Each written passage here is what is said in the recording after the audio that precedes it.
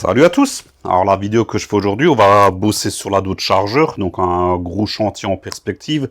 Ceux qui suivent un petit peu l'onglet communauté, ils ont pu voir que j'ai acheté un compresseur donc pour compresser la voiture. J'ai également acheté tout le nécessaire pour forger le moteur. Donc là, on va attaquer le démontage du moteur pour le forger. Alors bien sûr, vous vous doutez que tout ça, ça tiendra pas dans une seule vidéo. Pareil, le compresseur, on va pas le monter dans la foulée. Là, dans un premier temps, je vais forger le moteur. Je vais rouler en atmosphérique avec le moteur forgé, histoire de rôder un petit peu l'ensemble, puisque du coup, je vais me retrouver avec un moteur neuf. Et on montera le compresseur d'ici quelques mois. Là, le but principal, c'est d'ouvrir le moteur et de le forger. Donc là, avant même d'attaquer, on va déjà passer au niveau de la servante, là, et puis je vais vous montrer un petit peu le matériel que j'ai choisi. C'est parti. Je repasse par ici parce que j'ai oublié une petite précision à vous dire et qui est très très importante. Donc avant d'entamer le démontage du moteur, il faut quand même que vous sachiez que le kit que j'installe dans ce moteur, s'il y a des amateurs de EMI qui me regardent qui veulent faire la même chose, c'est prévu pour forger le moteur. Si vous voulez faire une préparation tout en restant en atmosphérique, je vous déconseille ce kit parce que il est plus étudié pour les gens qui veulent ajouter un compresseur ou un turbo ou des turbos, enfin peu importe, tous ceux qui veulent passer en suralimenté, puisque ce kit en fait il modifie le rapport volumétrique des cylindres. D'origine, cette voiture elle a un taux de compression de 10.9 à 1, et une fois que j'aurai installé les pistons et bielles forgées, ce taux il va diminuer, il va passer de 9.7 à 10.1 suivant les joints de culasse qu'on installe. Moi j'ai repris des joints de culasse d'origine, donc je ne sais pas du tout où c'est que j'en serai, j'ai pas envie de le calculer. Tout ce que je sais, c'est que mon rapport volumétrique il va baisser. Donc si je reste en atmosphérique, forcément il y aura une baisse de puissance. Donc tout le temps que je vais rouler en atmo, pour rôder cet ensemble-là, forcément la voiture n'aura plus les 530 chevaux qui ont été mesurés après la pose de l'arbre à cam. Tout ça, ça va réaugmenter après quand on va poser le compresseur, puisque tout le monde sait que quand on suralimente un moteur, il vaut mieux avoir des rapports volumétriques assez bas. Voilà. Donc là, j'ai tout dit. C'était une précision importante, pas que des gens veulent monter ce kit pour solidifier le moteur tout en restant d'origine. Non, ça ira pas. Vous aurez une perte de puissance. Voilà. J'ai tout dit, donc là, on va attaquer le démontage.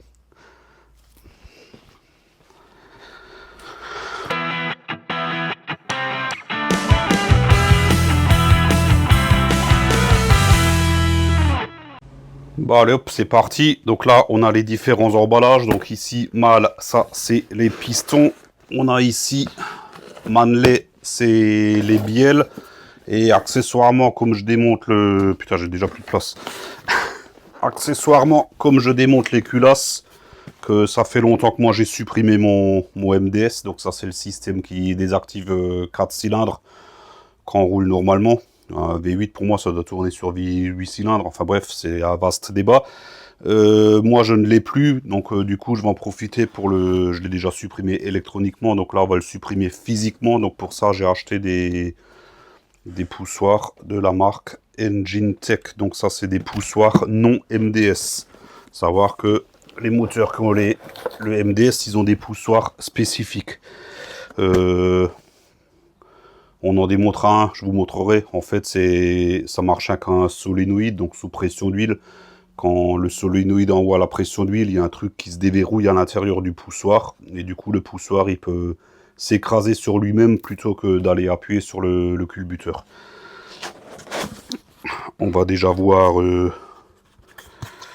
Putain. Les pistons. Donc c'est des grosses gamelles, c'est un gros moteur. Donc voilà, un piston forgé. Donc en alu, je sais plus quoi, c'est le... Ah, c'est pas écrit dedans. Au pire, je mettrai un petit encadré, je le mettrai. C'est... un moustique. C'est l'aluminium le plus résistant, hein, je crois. Il y a deux sortes. J'ai pris le plus résistant. Bah, tiens, on va le laisser dehors. Ensuite, on a ici... Ah, ça c'est léger, donc ça c'est la... Comment ça s'ouvre ça? Ah, comme ça. Ça c'est les segments, donc la totalité des segments. Pardon. C'est également fourni avec un petit prospectus. Au pire, ouais, si on voit pas bien, je ferai une photo, je le mettrai en incrustation, donc il montre le tierçage des segments et surtout les différentes tolérances, suivant si on reste en atmosphérique, si on compresse, si on passe en nitrouse. Ouais, tout est possible, hein. Donc suivant ce qu'on fait, le jeu à la coupe des segments n'est pas le même. Donc pour ça, j'ai dû acheter une meule à segments. Il faudra reprendre le jeu à la coupe des segments. Donc ça, je le range. Et de l'autre côté, on a un petit peu pareil. Dans la boîte ici, ça c'est les axes de piston. On a ici un petit sachet avec l'intégralité des clips. Et les axes de piston, donc ils sont en acier, ils revendiquent ça en acier allemand. Je sais pas si l'acier allemand est meilleur que les autres. Bon, c'est... J'ai acheté de l'acier allemand aux États-Unis alors que je suis frontalier avec l'Allemagne. Voilà. Tiens, je vais le laisser dehors, comme ça on assemblera un ensemble bielle piston. Tiens, le piston pareil, je vais le laisser dehors. Je vais juste virer ce carton vite fait, comme ça on passe à la suite. Hop. Alors l'ensemble que j'ai acheté, les Américains, ils appellent ça un ensemble drop-in. Drop-in, ça veut dire jette-le dedans. En fait, les fabricants, le concepteur de ces ensembles, ils ont repris le poids exact, en respectant les tolérances, bien sûr, des ensembles mobiles d'origine. Donc, je sais pas si vous pouvez voir, là, il y a sur chaque bielle, il y a le poids qui est inscrit. Et à 2 grammes près, ben, c'est le même poids. Donc ça ne nécessite aucun démontage du vilebrequin et aucun équilibrage du moteur. D'où l'appellation jette-le dedans. Pareil au niveau des ajustements pour les coussinets. J'ai ici des coussinets renforcés. J'ai pas repris des coussinets d'origine, j'en ai pris des renforcés. Il n'y a pas 50 000 paires de coussinets au niveau du vilebrequin. Il y a zéro tolérance. En fait, le diamètre du palier de bielle, il a... J'ai plus le diamètre en tête, mais en fait, il a, je crois, c'est 45 ou 50 mm, je sais plus. Bon, je pourrais le mesurer sur une bielle, éventuellement. Et il y a zéro tolérance. C'est-à-dire, c'est 50 mm, plus ou moins zéro. Donc là, ouais, on a une bielle. C'est toujours impressionnant d'avoir ce genre de matos, parce qu'en fait, c'est énorme, quoi. Hein. Bon, après, ouais, c'est comme dit, c'est un gros moteur. Tiens, je vais en profiter pour mesurer le... Ouais, ah, c'est du... Ah oui, il y a les coussinets, donc ça doit être 50, ouais, à peu près. Je pense que c'est 50. Bon, on va pas sortir le pied à coulisses, enfin bref, c'est une mesure fixe, sans tolérance. Et là, même au niveau des... C'est impossible à vous montrer, mais au niveau des ajustements, c'est limite, on voit même pas que c'est coupé, quoi. Hein. Tant que je l'ai en main, ça, c'est très important, je le précise tout de suite, je le repréciserai sûrement pendant le démontage. Il est très important que chaque chapeau de bielle reste avec sa bielle. C'est un ensemble, hein. C'est pas on démonte tous les chapeaux et ensuite on monte. Non, non, c'est important que chaque chapeau de bielle reste avec sa bielle. Et ceci, même pour les ensembles d'origine. C'est spécifié dans la revue technique. Là, on peut assembler un ensemble. Ouais, ça fait... C'est immense, quoi. Hein. Moi, ça me fait halluciner. Hein. J'ai déjà démonté des moteurs, mais je crois que j'ai rarement eu un piston et bielle comme ça dans la main. Je vois juste le trou, là. C'est limite si je passe pas ma main à travers, quoi. Ouais, c'est assez impressionnant. Donc là, on a un ensemble bielle piston. Et je vous montre pour finir les poussoirs. Donc ça se présente comme ça. Bon, attendez, on va le sortir du sachet. Certainement un sachet qui doit être ouvert quelque part là.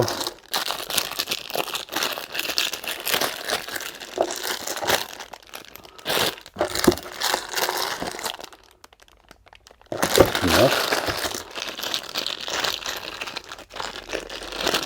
Ah, c'est pas grave, on va en ouvrir un. Hein. Hop. Il faut juste un petit cutter. Voilà.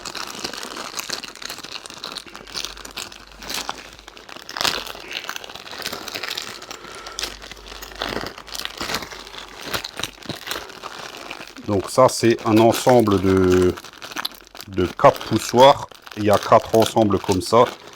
Donc 16 poussoirs en tout avec son guide. Hein. Le guide, c'est le truc en plastique. Ça, c'est juste là, c'est pour éviter que le poussoir, il a des méplats. Le petit rouleau, là, il tourne sur l'arbre à cam. Et le guide, là, il sert juste que le poussoir ne tourne pas sur lui-même. Ça, c'est le trou de lubrification ici, de part et d'autre. Et les poussoirs MDS, on le verra, il y a un trou supplémentaire. Donc un système pour que là, la tige de culbuteur, elle vient appuyer ici. Donc ça s'enfonce un petit peu. Hein, donc avec l'huile, ça va rattraper le jeu. Et les poussoirs MDS, ils ont un système qui va déverrouiller l'intérieur. Donc en fait, le poussoir, il va monter et descendre. Et la partie interne, elle, en fait, ne va pas bouger. C'est très important quand on supprime les poussoirs. Parce qu'en fait, comme il n'y a que 4 cylindres, il y a 8 poussoirs, oui, la moitié, enfin, 2 poussoirs par cylindre. Hein. Il y en a 8 qui sont MDS et on ne peut pas acheter juste les poussoirs parce qu'en fait, les guides ne sont pas les mêmes. Donc, j'ai dû acheter un ensemble de 16 poussoirs neufs. En même temps, comme je démonte le moteur, ben, autant tout mettre à neuf. Hein. Hop, on va ranger ça. Voilà. Et ouais, les coussinets, je sais plus si je vous les montre. Si je les ai montrés, hop, c'est des coussinets renforcés. Donc là, c'est pareil, ils sont marqués. Je pourrais pas vous le montrer. Au pire, je ferai une photo. Ici, il y a un L, ça veut dire lower. Donc ça, c'est le coussinet qui va en bas. Et il y en a des autres qui sont marqués upper, donc qui vont en haut. Enfin, tout ça, on le reverra au moment du montage. Ce kit-là, c'est un kit que j'ai acheté, pour ceux que ça intéresse, qui voudraient acheter le même. Je l'ai acheté chez MMX, c'est Modern Muscle Extreme. Donc c'est un préparateur parmi tant d'autres aux États-Unis. Ils ont une chaîne YouTube, ils font énormément de préparation et c'est eux qui ont conçu ce kit. À savoir que ce kit, ils le garantissent jusqu'à 1000 chevaux aux roues. Je dis bien aux roues, hein, pas au moteur. Donc le moteur, il sera fiable jusqu'à 1000 chevaux aux roues. Ils ont jugé utile de préciser que certaines Dodge là-bas, ils ont 1300 chevaux aux roues et que pour l'instant, ça tient. Mais bon, ils ne le garantissent pas. Par contre, 1000 chevaux, c'est garanti. Je vous rassure tout de suite, nous, on n'ira pas aussi loin parce que il faudrait remplacer la boîte de vitesse et plein d'autres éléments. Et tout ça, vous vous doutez bien que ce n'est pas gratuit. Ça, c'est des gros budgets, là. Hein. Voilou, donc Modern MMX, ouais, on va dire MMX, ça évitera de dire Modern Muscle Extreme, ouais. MMX précise qu'avant le montage, il faut impérativement dégraisser les bielles. C'est vrai qu'elles sont graissées, hein. Alors pourquoi les dégraisser, à vrai dire, j'en sais rien, puisque de toute façon, elles vont être relubrifiées. Mais bon, ils le disent, on va le faire. Bon, par contre, on lubrifiera, bien sûr, avec de l'huile d'assemblage au niveau de l'axe de piston et les coussinets avant le montage. Et les pistons, c'est pareil, ils préconisent impérativement de les laver tous à l'eau chaude parce qu'ils arrivent bruts de chez Mahle sans nettoyage. Ils sont relativement propres à l'œil comme ça, mais c'est possible qu'il reste peut-être des petites particules d'alu, peut-être dans les gourges de segment ou je ne sais quoi d'autre. Bon, je pense pas, je pense que c'est plus pour se donner bonne conscience. Enfin, ils préconisent impérativement de les laver à l'eau chaude savonneuse. Donc tout ça, je le ferai hors caméra. Les bielles, elles, je vais pas les dégraisser tout de suite. Je les dégraisserai juste avant le montage. Hein. Ça sera vite fait. Un petit coup de nettoyant frais, un petit coup de chiffon, ça sera bon. Donc moi, dans l'immédiat, ce que je vais faire, je vais nettoyer ces pistons. Et puis je vais attaquer sous le moteur. Donc là, je vais couper, on va passer sous le moteur. Je vous montre un petit peu comment ça se présente. En attendant, je vais ranger ça et on se retrouve sous le moteur. Tiens, avant qu'on se retrouve sous le moteur, j'ai oublié vite fait. Bien sûr, il faudra l'ensemble des joints. Donc j'ai ici 2 joints de culasse. En dessous là, c'est le joint du carter d'huile. Il y a également les vis de culasse neuves, puisqu'il faudra, comme toutes les culasses, faut impérativement remplacer les vis. Le compresseur, lui, il est là-dedans, en vrac, donc je crois que je l'avais dit dans l'onglet communauté. C'est un truc que j'ai acheté d'occasion, qui n'est pas prévu pour ma voiture, mais qu'on va adapter dessus. Ça ne devrait pas poser de soucis. Et voilà comment ça se présente sous le moteur. Donc là, ce qu'il faut démonter pour accéder aux culasses, c'est les petits caches ici, bien sûr, le collecteur d'admission, les caches culbuteurs. Ici, de ce côté-là, il faudra également enlever le vase de liquide de direction assistée. À l'intérieur, une fois qu'on aura enlevé les caches culbuteurs, il faudra enlever les rampes de culbuteur et sortir les tiges de culbuteur. Et là seulement on aura accès aux culasses. Alors toute cette opération là, je l'ai déjà fait quand j'ai changé l'arbre à cam du moteur. Donc là, c'est du vu, j'ai tout expliqué dans ces vidéos là. Donc je vais le faire hors caméra. Je vous mets le lien là en haut à droite. Comme ça vous verrez la série de vidéos où je change l'arbre à cam, où j'explique très bien comment démonter tout ça. Donc comme dit, ce que moi je vais faire hors caméra là, avant qu'on se reprenne pour le gros du travail, je vais laver les pistons à l'eau savonneuse. Je démonte tout ce qu'il y a au-dessus, tous les accessoires là, pour qu'on ait accès directement aux culasses, et on se retrouvera juste derrière. Bon, me voilà de retour. Donc j'ai entamé le travail, donc comme expliqué précédemment, j'ai enlevé le collecteur d'admission, les 2 caches culbuteurs. Pour retirer celui côté conducteur, donc le gauche, il faut retirer la pompe de direction assistée. Il n'y a pas besoin de la retirer entièrement, pas besoin de vidanger ni quoi que ce soit, il suffit juste de retirer les vis et on la bascule en arrière et ça le fait très bien. Là, nos culasses sont pour ainsi dire libérées. Il reste juste, j'ai vu, je vais vous prendre avec moi, je vais vous montrer, à l'arrière de chaque culasse, il y a ici une petite patte, une petite vis qui tient les conduits de chauffage, donc qui vont vers l'habitacle. Et un autre truc, je sais pas ce que c'est, ça doit être une mise à la masse, je pense, je sais pas trop quoi. Il y en a un là et un pareil de ce côté, donc qui tient avec une vis de je sais pas combien, on va voir ça ensemble. Ensuite, ça devrait être libre par le haut, sauf pour la culasse côté passager, culasse droite. Il faut en plus retirer la première vis qui tient le collecteur d'échappement, puisque celle-ci tient aussi la jauge à huile. Sinon, on va vouloir tirer la culasse, la jauge va vouloir venir avec. Donc, il y a juste une vis du collecteur à retirer. Elle est très accessible. On ne la voit pas, elle est en dessous, mais elle est très accessible. On la sent en mettant le doigt. Donc, je vais essayer de vous positionner au mieux pour retirer ces 3 éléments. Et ensuite, on passera sous la voiture, puisque les culasses sortent avec les collecteurs. Donc, il faudra déboîter les collecteurs de la tubulure d'admission, d'échappement, pardon. Et bien sûr, vidanger le circuit de refroidissement, ce que j'ai pas encore fait. D'ailleurs, je vais tout de suite ouvrir ici. Hop, voilà, comme ça c'est fait. Allez hop, je vous mets là, ici, et je vais chercher 2-3 outils, et je vous reprends. Vous êtes un petit peu loin, mais c'est pas grave, comme dit, il n'y a pas grand chose à voir pour l'instant. Là, je retire la petite vis, donc à l'arrière de cette patte. Donc visiblement, il y a une vis et un goujon, puisque la vis tient cette petite patte, donc il est en train de s'enlever, mais il y a un goujon qui lui tient par contre la tubulure. Je vais vous montrer, je vais enlever celui-là, je vais vous montrer comment c'est fait.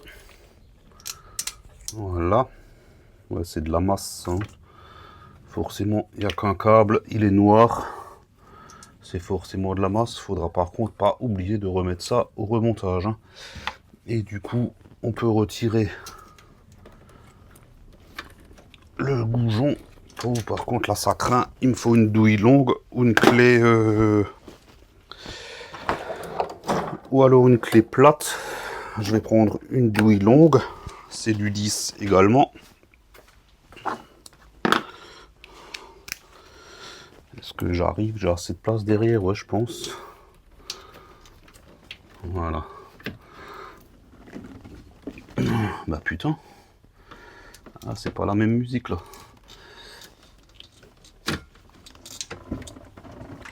Oh! Et pas de force. Je pense que je vais déjà prendre du dégrippant. Ah, c'était pas prévu ça. Mais c'est toujours pareil, hein, les vis en acier prises dans de l'alu.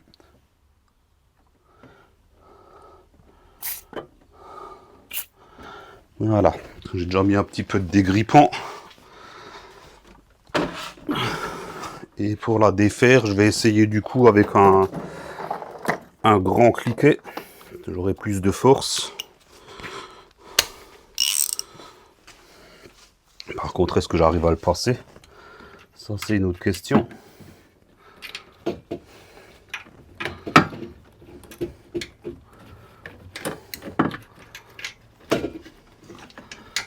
Ah ouais, effectivement, il faut une douille longue ici aussi. Je suis un peu bête.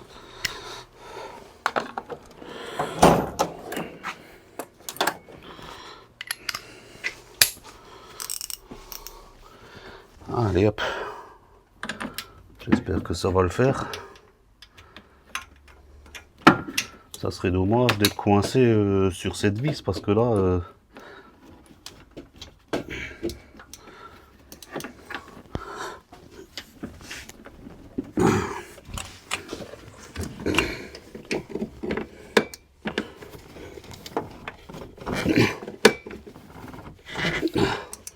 je crois qu'elle vient.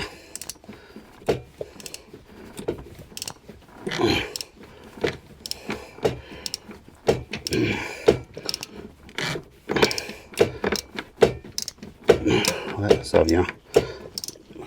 Ouais, bonjour le peu de débattement que j'ai. Est-ce que j'arrive avec le petit maintenant? Peut-être plus de force là.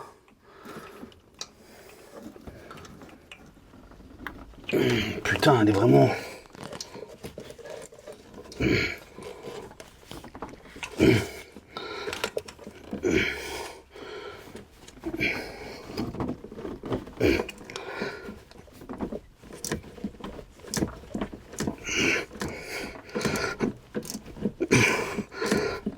Ça vient, mais c'est dur. Bon, ça vient, c'est l'essentiel.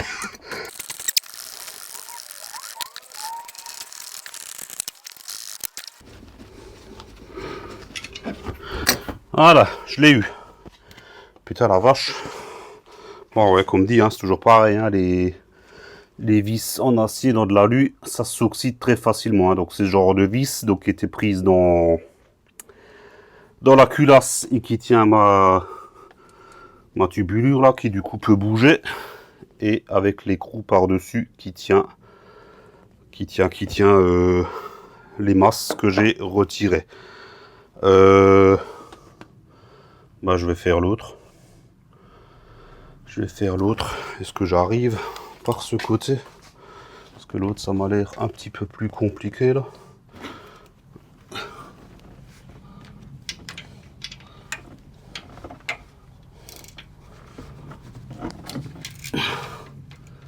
Ah. La vis en elle-même, elle est déjà desserrée, pardon. Parce que de ce côté-là, j'ai le tube de remplissage de la boîte qui me gêne un petit peu. Mais ça va.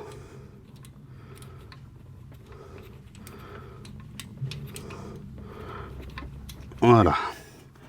Donc la vis, un câble de masse et l'espèce de petit truc là, je sais pas ce que c'est. Comme module là. Enfin bref. On met ça là derrière. Et pareil, maintenant il faut la débloquer. Je vais y retourner par ce côté. Et avec le grand cliquet.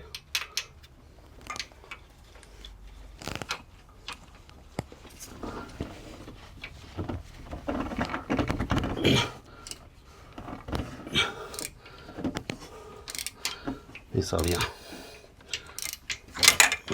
Putain. Je suis un peu petit.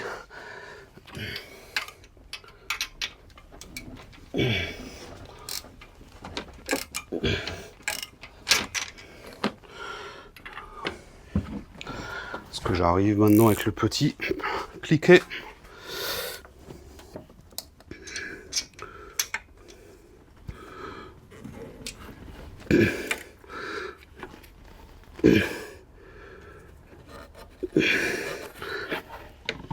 Ah putain, c'est serré fort. C'est pris aussi. Bon, je vous embête pas avec ça, parce qu'il va me falloir quasiment autant de temps que là-bas. Je coupe 2 secondes, je vais la retirer, et je vous reprends. J'ai retiré les deux machins là derrière, dans le fond. Là, je suis en train d'attaquer la vis du collecteur d'échappement. C'est serré. Oh putain. Et le cliquet, il est descendu. Ah, j'ai eu du bol. Parce qu'il est descendu au sol. Par contre, j'ai réussi à la débloquer.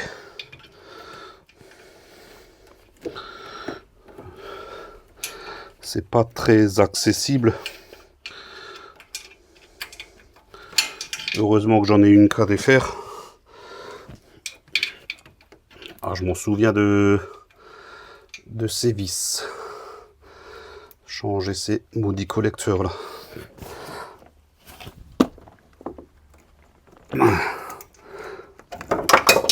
Ah putain. Ah, par contre, ce coup-ci, il n'est pas descendu. Ah merde. Il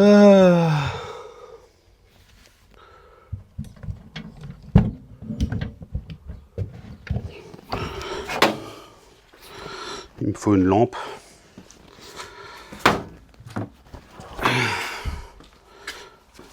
Et toujours ce genre d'outil, hein. C'est indispensable.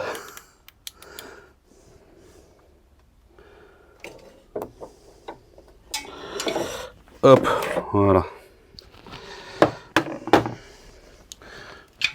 Bon, je réessaye une dernière fois, si ça fout le camp, je la finirai pour caméra, hein. De toute façon, comme dit, il n'y a rien à voir là. Il n'y a rien à voir et on ne voit rien. Ça a le mérite d'être clair.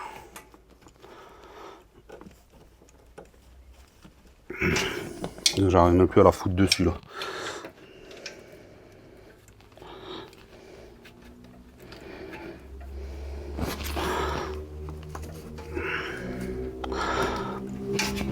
Ouais, hop. Enfin bref.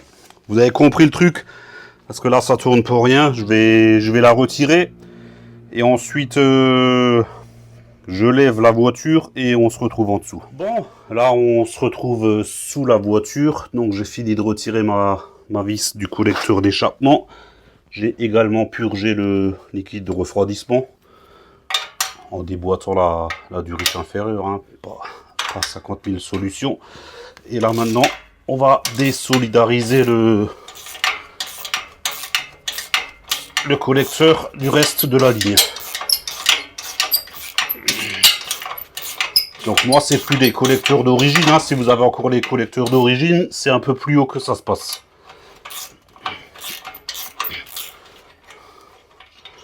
Chez moi, c'est là en bas. Du coup, c'est quand même nettement moins compliqué que sur ceux d'origine.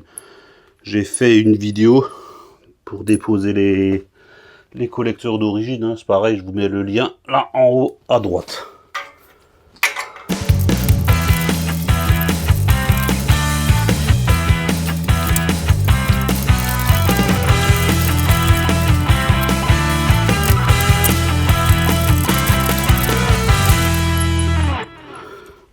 Voilà, donc là, les 4 vis de notre collecteur sont enlevées. Il faut également retirer la sonde lambda là. Donc déjà là on va la débrancher. Si je retrouve comment il marche ce connecteur.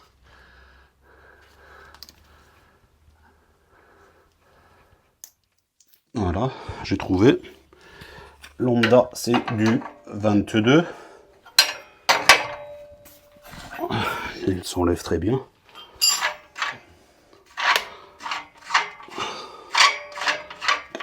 Voilà. Et là, notre collecteur est libéré. Il y a un joint en olive dedans. Bon, il va tomber quand... Même quand je vais redéfaire l'autre côté, je vais défaire l'autre côté hors caméra. Je pourrais pousser le tour en arrière un petit peu. Là, je peux pas puisque c'est forcément attaché de l'autre côté. Et récupérer mon petit joint olive là. Donc l'autre côté, c'est exactement pareil. Je le fais hors caméra tant que je suis en dessous. Et je vous reprends... Non, je le fais hors caméra. Je redescends le véhicule. Et on se retrouve au-dessus pour le desserrage des culasses. Bon, j'ai tout retiré en dessous. Donc là, on est prêt à déposer la culasse. Donc cette dernière tient avec 15 vis. Il y en a 10 qui tiennent la culasse à proprement dit. Et 5 là à l'extérieur qui font l'étanchéité au niveau des poussoirs et tiges de culbuteur. Pour le desserrage, bien sûr, c'est dans l'ordre inverse du serrage, ce qui paraît logique. Donc on va commencer par débloquer les 5 vis, les petites, et ensuite on débloquera les grandes. J'ai ici l'ordre de serrage. Hop. Je sais pas si la mise au point se fait, je verrai au montage, sinon je mettrai une image en incrustation. Donc c'est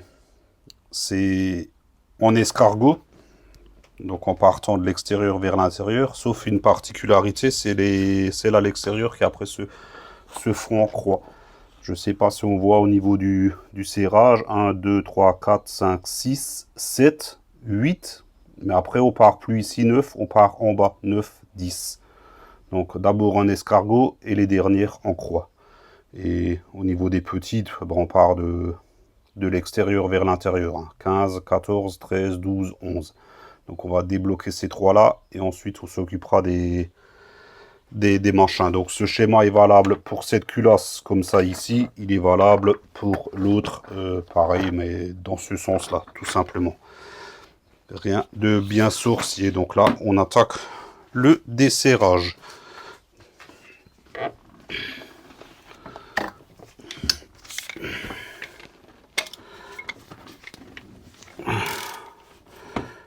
Voilà, ça c'est fait. Ça c'est les petites, pas trop de difficultés. Hein.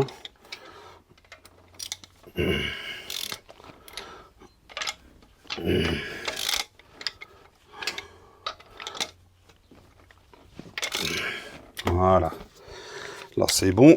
Et maintenant on attaque les grandes qui logiquement sont bien serrées, bien plus fort. Donc la première ici, c'est du 15. Ah putain, ouais ben... Merde. Maintenant il faut que je trouve une bonne position pour pouvoir tirer tout en filmant.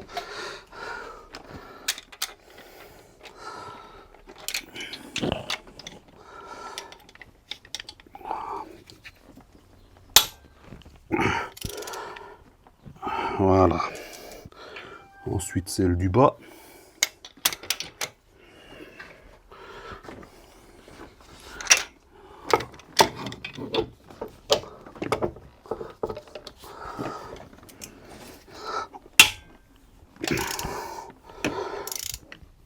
Voilà. Je ne les desserre pas entièrement. Hein. Ensuite, au bout, en haut.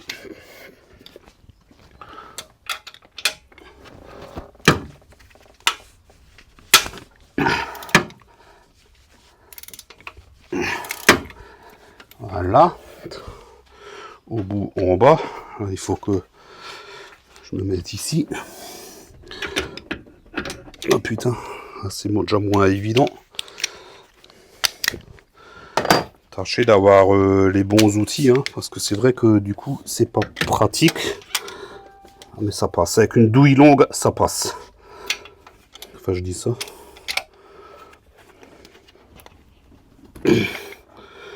Merde.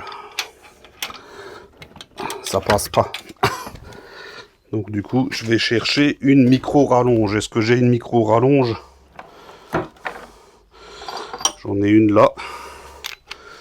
J'espère qu'elle ne sera pas trop longue.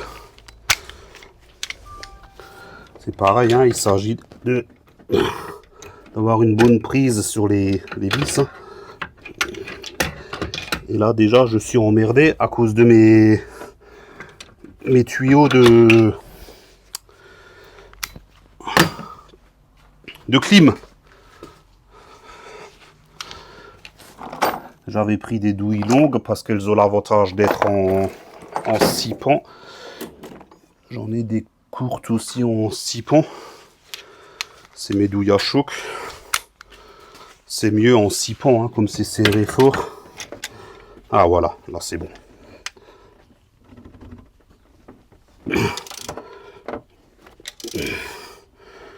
Voilà. Ensuite, 7, 6 ici.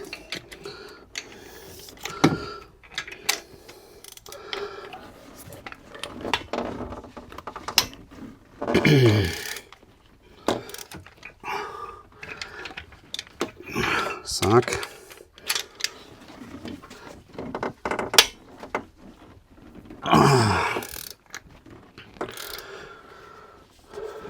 Quatre.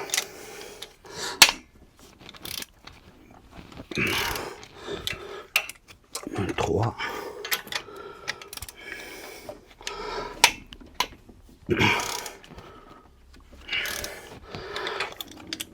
Deux ici.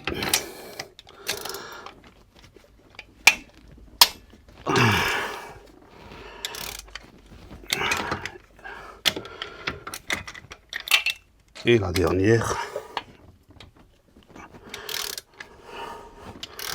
Voilà. Et là, du coup, je refais le tour pour vraiment les libérer.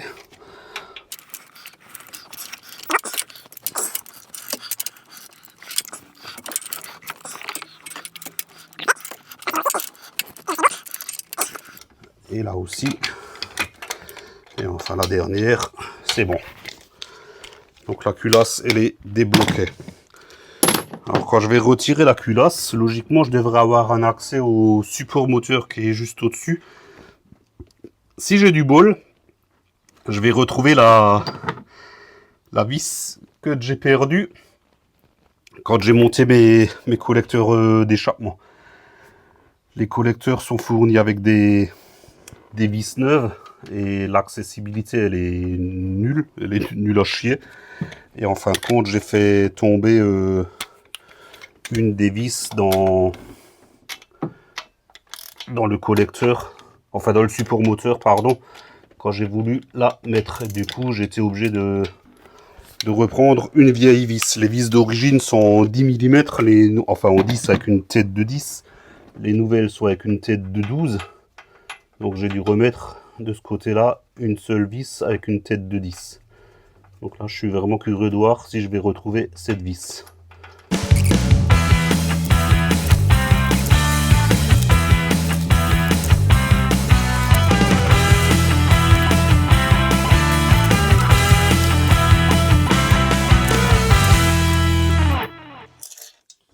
Voilà, là j'ai fini de retirer toutes les vis, donc je vais couper 2 secondes parce que j'ai posé toutes les vis juste sous le trépied là. Et bien sûr, elles sont toutes en train de paumer leur huile. Donc je coupe 2 secondes, je range les vis, je range les outils que j'ai utilisés et on se retrouve pour la dépose de la culasse. Voilà de retour, donc j'ai fait un petit coup de propre. On va maintenant voir si la culasse se décolle facilement, je suppose que non. Ils ont prévu le coup, ils ont mis en plein milieu. J'ai perdu ma lampe, voilà. Ici, hop, il y a un petit truc, un petit téton où en fait on peut passer un levier en dessous pour la décoller. Donc le temps de positionner tout ça. En espérant que la tubulure là, elle va pas m'emmerder. J'ai pas du tout envie de l'enlever. C'est la tubulure de...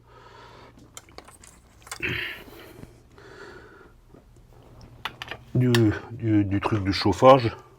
Ah bah non, c'est bon, elle se décolle. Elle se décolle même très bien. Hop.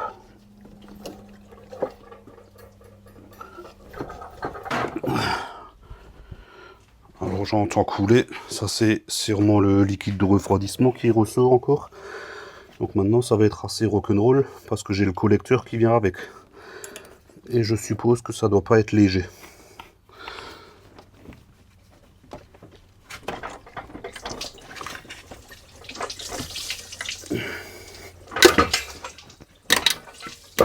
Ah, ça coule bien. Je vais avoir une inondation là en dessous.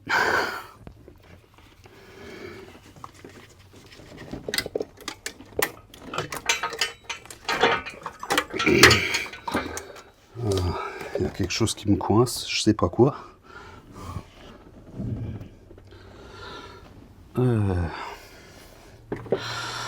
Normalement tout est enlevé. Hein.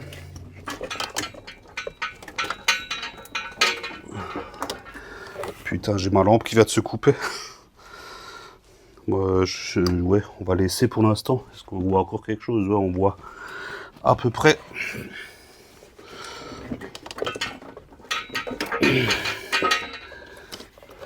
On sait que ça coince.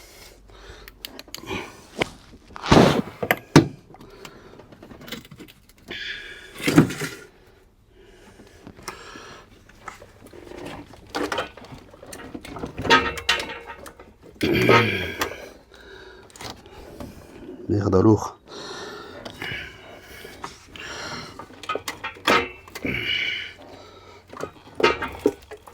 Allez. Putain, il y a un truc qui me coince, je sais pas quoi. C'est libéré, je lève un petit peu et ça accroche. Je vois pas où. Je ne vois pas où.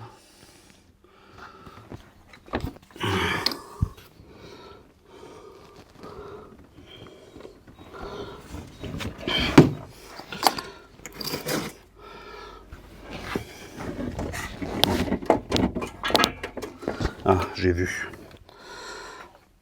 Merde. C'est le petit support là. Comment je vais faire pour passer à côté là?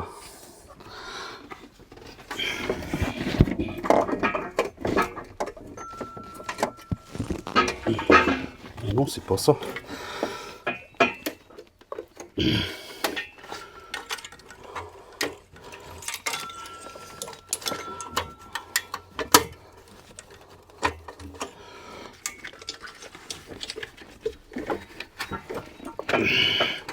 Alors, en fait, je me demande si c'est pas le...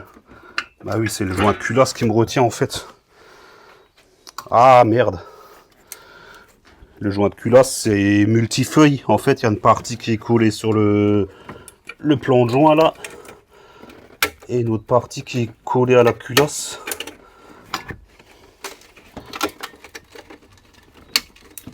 Voilà. Tout de suite, ça le fait mieux. Je crois que ça s'est décollé là. Hop, on y croit là.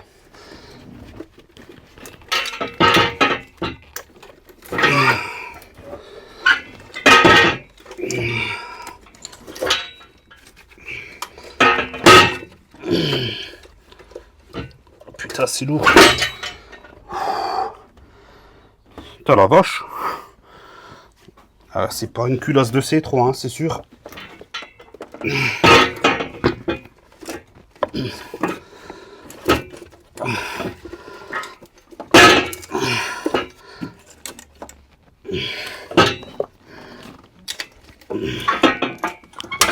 Voilà.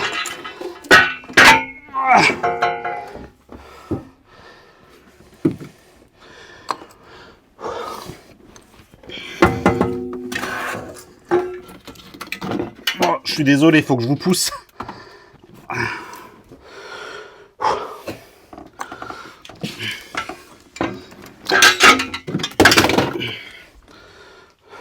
Ah la vache.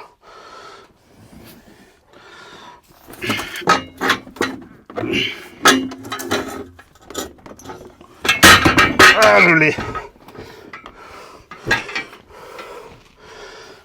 Ah.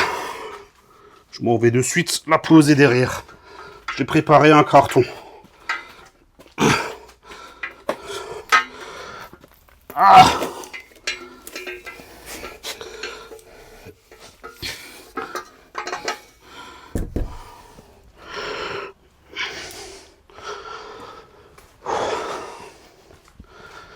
Waouh, c'est du sport, hein. C'est du sport. Hop, je vous remets là. Ma lampe, elle est tombée. Les cylindres se sont remplis de flotte.